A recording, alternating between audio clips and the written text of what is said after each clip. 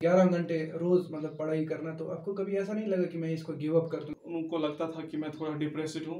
तो कि कभी-कभी ऐसा होता है कि आपके साथ जो बैचमेट्स होते हैं उनका सबका होता है, बट आपका नहीं होता। अस्सलाम वालेकुम गाइस। तो आज हम लोग एक पॉडकास्ट शूट कर रहे हैं मेरे फ्रेंड के साथ, जिन्होंने क्राफ्टशाला मार्केटिंग लॉन्च पैड के साथ एक कोर्स किया था। इनकी प्लेसमेंट हो चुकी है 4.5 लाख की, जो कि एक प्रोग्राम था पे आफ्टर प्लेसमेंट। तो चलिए इनसे थोड़ा बात करते हैं। तो वैसे आपको क्राफ्टशाला के बारे में कैसे पता चला? क्राफ्टशाला के बारे में मैंने इनका ऐड देखा था इंस्टाग्राम पे। तब मैं 4th सेमेस्टर में पढ़ रहा था, तो उसके बाद मुझे पता था ग्रेजुएशन के बाद कुछ ना कुछ तो करना ही होगा। तो उनका ऐड देख के फिर मैंने थोड़ा सा रिसर्च किया इनके लिंक्डइन पेज पे, यूट्यूब पे, और जिन्होंने किया था पहले से ज्वाइन उनसे बात की, तो मुझे अच्छा कोर्स लगा, तो फिर मैंने ज्वाइन किया। अच्छा, ठीक है। तो ये क्राफ्टशाला सिर्फ डिजिटल मार्केटिंग कोर्सेज करवाते हैं कि मतलब इनके पास और कोई कोर्स है? पहले तो उन्होंने स्टार्ट डिजिटल मार्केटिंग से ही किया है, तो अब ये दूसरे मार्केटिंग कोर्सेज भी स्टार्ट कर रहे हैं, जो कि मेरे ख्याल से स्टार्ट हो गए हैं।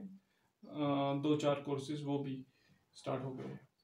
और मतलब जब आपने ज्वाइन करना चाहा था, तो पहले अपना डायरेक्ट मतलब ज्वाइन किया था कि कोई एग्ज़ाम या कुछ देना पड़ा आपको उसके लिए? पहले तो एंट्रेंस होता है, उसमें तो बेसिक मैथ्स होता है। Tenth 11th 10th 9th 8th का वही होता है, बेसिक मैथ्स।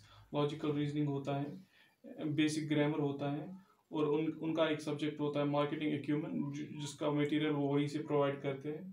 तो वो पहले देना पड़ता है, जिसका वो क्लियर होता है उसके बाद दूसरा एक राउंड होता है, उसको कहते हैं SOP round, statement of purpose round. फिर जब वो दोनों क्लियर हो जाते हैं तो उसके बाद ज्वाइन ज्वाइन करना पड़ता है। फिर आपकी क्लासेस लगती है बैच के साथ। ठीक। तो जो ये एग्ज़ाम है मतलब जो देना पड़ता है, इसके लिए प्रिपेयर करने में कितना टाइम लगता है? मतलब कितना टाइम लगेगा हमें प्रिपेयर करने में अगर किसी बंदे को देना पड़ा? तो ये डिपेंड करता है, मतलब आप कैसे पढ़ते हो। अगर 2 हफ्ते में भी हो सकता है। अगर आप अच्छा टाइम लेना चाहते हो तो 1 मंथ काफ़ी है मेरे हिसाब से। तो 1 मंथ देना पड़ेगा पहले इसको ज्वाइन करने से पहले, मतलब इसका हाँ, तो मतलब डिफ़िकल्टी लेवल जो एग्ज़ाम की है वो सही रहती है, मतलब ठीक-ठाक डिफ़िकल्टी लेवल? डिफ़िकल्टी मॉडरेट रहती है, उतनी ज़्यादा मुश्किल भी नहीं और ज़्यादा इजी भी नहीं है, मॉडरेट है। ठीक। जैसे आपने जॉइन किया था, मतलब आपका जब सिलेक्शन हुआ था फर्स्ट एंट्रेंस टेस्ट में, उसके बाद कोई फ़ी चार्ज की थी इन्होंने मतलब इनिशियली? हाँ, पहले तो वो लेते हैं 15,000 प्लस जीएसटी। वो अराउंड पड़ता है 16,000 समथिंग, कुछ हंड्रेड्स आते हैं वो। तो वो पहले भरना पड़ता है। उसके बाद कुछ आपको नहीं देना पड़ता है जब तक आपकी जॉब ना लगे। तो बस मतलब आपने बोला कि 15 to 16,000 की जो फ़ी है वो ये चार्ज करते हैं, बस इतनी ही फ़ीस देनी पड़ती है कि कुछ और भी मतलब प्लेसमेंट के बाद कुछ देना पड़ता है इनको? पहले पहले तो इतना ही। जब प्लेसमेंट के बाद आपको अपनी 3 मंथ्स की सैलरी देनी पड़ती है उनको। तो ये एक टाइम पे ही 3 मंथ की सैलरी देनी पड़ती है या मतलब आप ईएमआई पे दे इस सकते पे हैं? ईएमआई भी होते हैं। आप 3 मंथ्स का भी सिलेक्ट कर सकते, 6 मंथ्स का भी, 12 मंथ्स का भी। आप पे डिपेंड करता है। तो ठीक। अगर आप लोकेशन कंस्ट्रेंट चूज करते हो तो आपको 4 मंथ्स की सैलरी देनी पड़ती है। Location constraint means, for example, आप चाहते हैं कि मेरी जॉब सिर्फ दिल्ली में लगनी चाहिए, तो आपको 4 मंथ्स सैलरी देनी पड़ेगी। ठीक। आप खुद एक आर्ट्स स्टूडेंट है, मतलब आपको डिजिटल मार्केटिंग में स्विच करने में कोई प्रॉब्लम तो नहीं हुई? मतलब एक आर्ट्स स्टूडेंट डिजिटल मार्केटिंग बहुत हम्म, चेंज है। तो पहले पहले तो जब मैंने कोर्स किया तो पहले डिफ़िकल्ट लगा। जो कॉन्सेप्ट्स थे वो पहले पहले डिफरेंट थे, वो ग्रेस्प करने में थोड़ा टाइम तो लगा। बट उसके बाद मेरा बहुत अच्छा हो गया। इवन कि मेरे 90s लास्ट में जब मेरा फिनिशिंग स्कूल का रिजल्ट आया, मेरा 93% था। ठीक।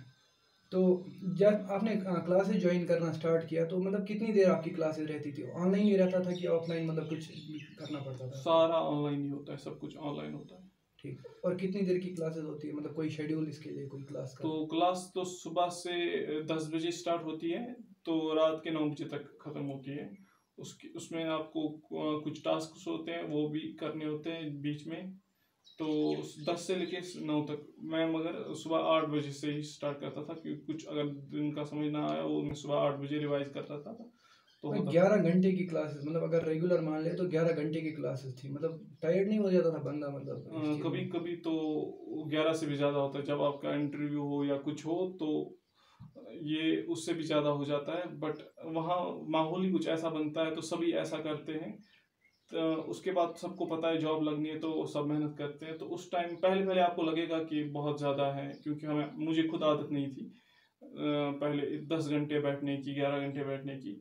बट जब शुरू शुरू में किया फिर बॉडी को इजी लगा तो फिर मुझे मुश्किल नहीं हुआ। कितने मंथ्स का कोर्स था ये, मतलब लगभग आपकी प्लेसमेंट जब आपने स्टार्ट किया और प्लेसमेंट तक कितना मतलब आपको टाइम लगा इसमें?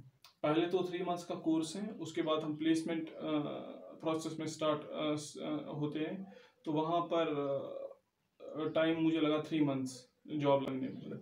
ठीक है।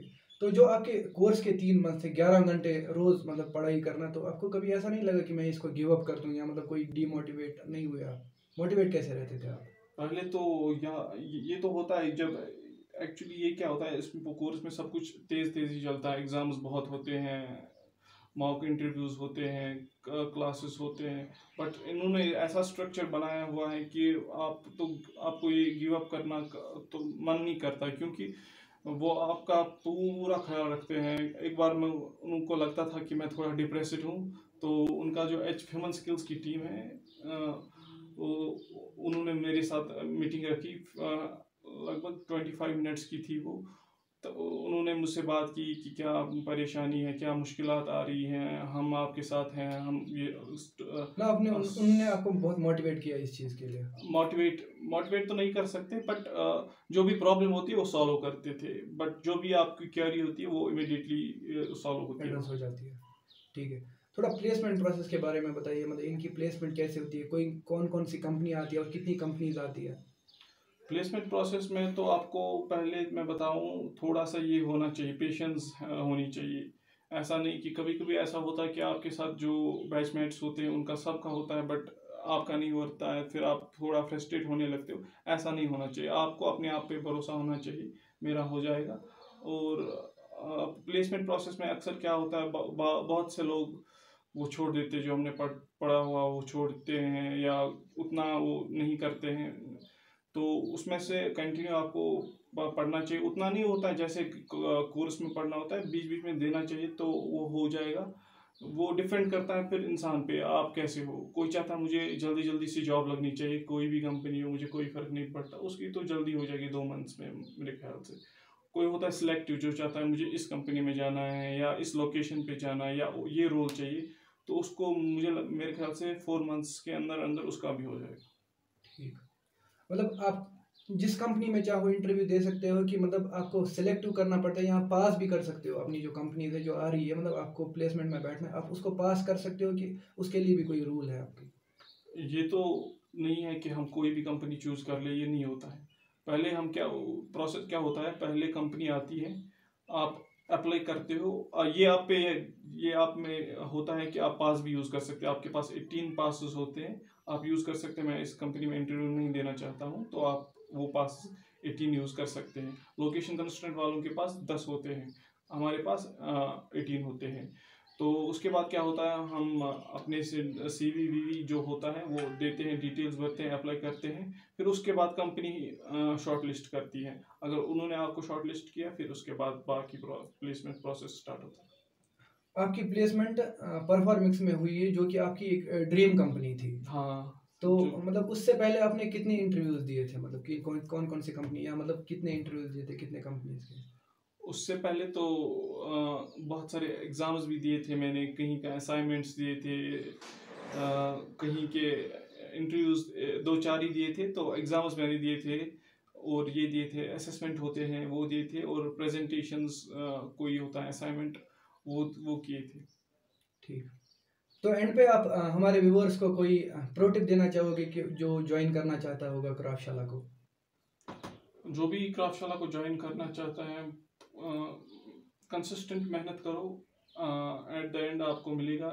You have to trust the process, और आपने आप पे भरोसा रखो, आप करोगे। कभी कभी लगता है कि कुछ टास्क वहाँ होते हैं जो आपको लगता है कि मेरे से अब नहीं होगा, बट एट द एंड जब आप कोर्स ख़त्म करते हो, आप एक डिफरेंट इंसान निकलते हो, आपने बहुत कुछ सीखा होता है वहाँ। तो मेरे ख्याल से अपने आप पे ट्रस्ट रखो, अपने आप पे भरोसा रखो, सब कुछ हो जाएगा। तो ये था हमारा छोटा सा पॉडकास्ट उवैस के साथ। अगर किसी को कोई भी क्वेरी है तो वो अपनी क्वेरी जो है कमेंट सेक्शन में लिख सकता है। हम दोनों ट्राई करेंगे उसको रिप्लाई करने की, आपकी क्वेरीज़ को। तब तक के लिए अल्लाह हाफिज़। लाइक करें, शेयर करें, सब्सक्राइब करें चैनल को, और अगर कोई भी चाहता है ज्वाइन करना उसके साथ इसको शेयर करें।